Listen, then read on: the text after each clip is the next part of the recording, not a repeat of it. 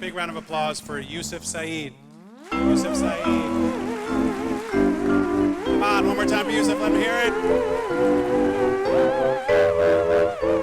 Great. All right. So when I graduated college, I thought I had it all. I remember graduation day, sun beaming down on my head, best friends at my side. There was such a sense of possibility. And our commencement speaker said the world is ours to seize. And I remember thinking to myself, this is the beginning of something big. The next morning, I woke up in my parents' basement, jobless, naked, and afraid. No more class, no more fraternity parties, no more singing Wagon Wheel on the walk back from bars. It's the aftermath of the housing collapse, economic recession, and all jobs were furloughed and laid off. And I needed to get out of my childhood bedroom. So every day, day one, I would apply for a job, application, resume, cover letter. Day two, repeat.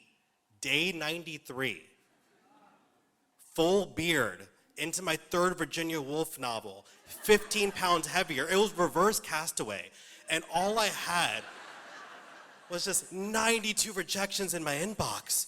3 months went by, me going to bed in the same clothes I wore 2 nights before, and just getting rejection after rejection after rejection. Daytime activities consisted of watching Ina Garten, the Barefoot Contessa, or marathons of Law & Order SVU. Those days were called Fridays.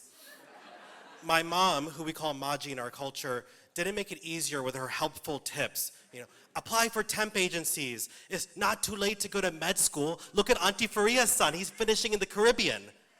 To my response, no, Mom, I don't want to go to med school in this Sports Illustrated swimsuit edition location and practice on cadaver made out of coconuts. And she exclaimed at me, well, you need to go out and accomplish something. You can't be sitting here going days without leaving the house in your bedroom being depressed. Cries of, don't look at me, and door slamming ensued. And I went to bed, and the next morning I woke up with those words that she had said in my mind. And I went to the mirror, I looked to myself, and the words that came out would be unknown to me and anyone who knows me. I looked at myself and I said, I am going on a hike. Me in this state, but me in general going on a hike. I'm the one who got allergy shots for Bermuda grass, right? I'm the guy who lined up outside of Best Buy on Black Friday, and that's the extent of my camping experience. All right? I am the person who gets physically exhausted watching those Kashi commercials of all those excited white people kayaking and marathoning. And so I called my best friend Todd for help. He's like a homeschooled Eagle Scout kind of guy. And he gives me a bunch of tips. And then I hit the trail that late afternoon. And as I'm a half mile in, I start to notice that all the sounds of the cars and the neighborhood chatter all start to melt away. And I start to hear birds chirping, the leaves falling, and the creek. And everything is very palpable and tangible and opposite of the black void I was living in of LinkedIn and Monster.com for 4 months. The mere fact of cause and effect was making my mind race. About 2 miles in, I decide to go back home. And when I turn around, I see the path splits into 3, which I didn't recognize before. So I go down the middle path, and as I go down, I see a pack of deer blocking the trail staring at me. And I said, okay, if I go, towards them, they'll scatter away. But they didn't. And so I'm 3 feet, and they're staring dead at me in the eyes. So I turn back around. I'm like, I got the sign.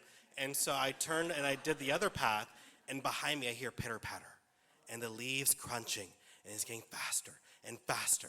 And I turn around, and Bambi and her friends are now following me, okay? So then flashes of the Blair Witch Project cross my mind. And I know in every horror movie, the minority is first to die. So I start to run, and I run faster and faster, and I make haphazard turns. And then suddenly, I'm lost.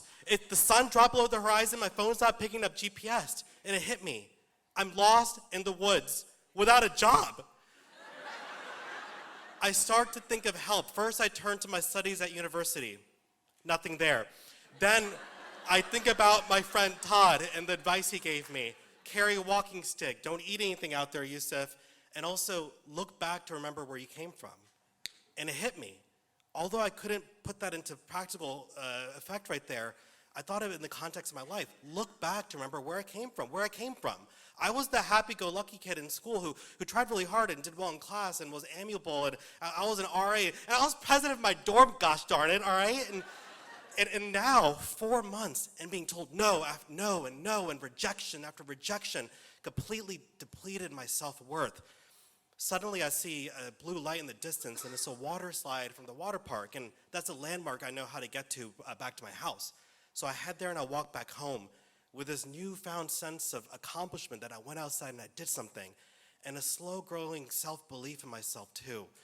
And I remember thinking, yeah, but I used to be able to do this. I knew that I would be in messy situations in the unknown before, but if I put my mind to it, I could achieve anything.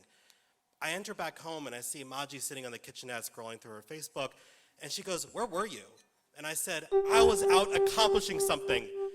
She looks at me half confused and says, "Okay, well, I didn't cook any dinner because you weren't home, so you can have what I have. It's on the counter." I turned to the counter, not even thinking about dinner and hunger, and on the counter was a box of Kashi Go Lean cereal. And suddenly, in that moment, it wasn't exhausting anymore. Thank you.